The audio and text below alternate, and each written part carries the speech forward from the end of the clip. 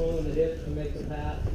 We're at the knees, and we're using our elbows to still guide.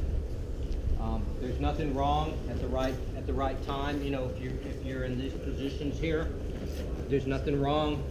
When I start to lift here, it's actually windmill. Did you notice all I did was circle motion? I noticed. Okay.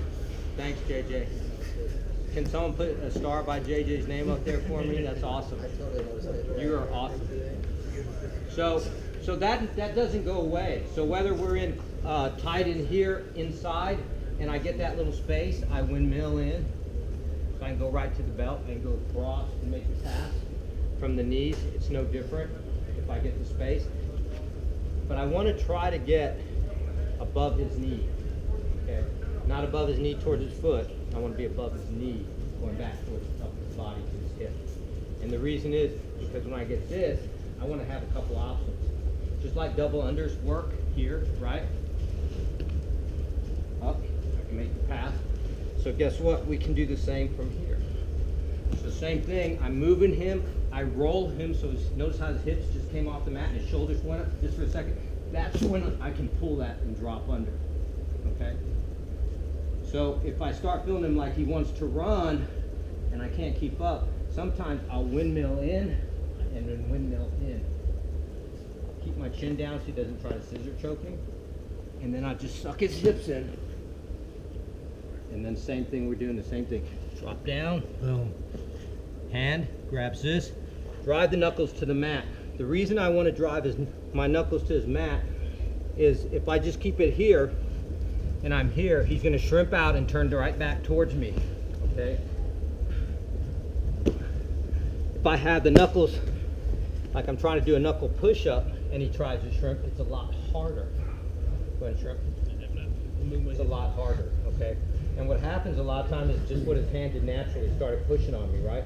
And when they push, he created a hole here. So I can scoop, and now I got other attacks. I can start messing with them in. I can move to mine.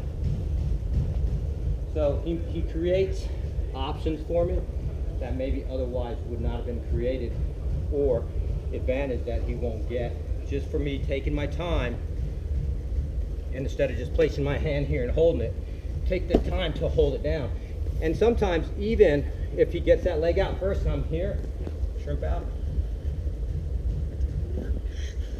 Still very hard, okay?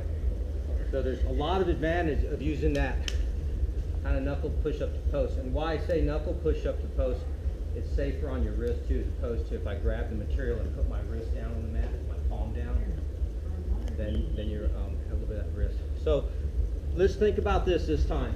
So I've got my pant legs, I get the slack out, I pop up, I'm still fighting him, elbows low and away, rock him up, I can scoop, double unders, grable grip, move the head out the way. If you notice, my hips are what's creating, so I'm not here leaning over, because otherwise he's gonna pull me in and I'm gonna have trouble, you see? So pull me in, my hips are in place. So then I just move, drop it down, boom.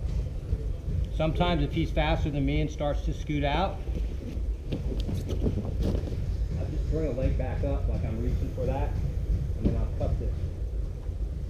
Same thing, allow me to come right back down, buy the leg back, and then I can finish getting my position. Working towards that back maybe or something. Okay. So let's play with that double under a little bit. And play with holding their legs in control so they can't shrink back on them.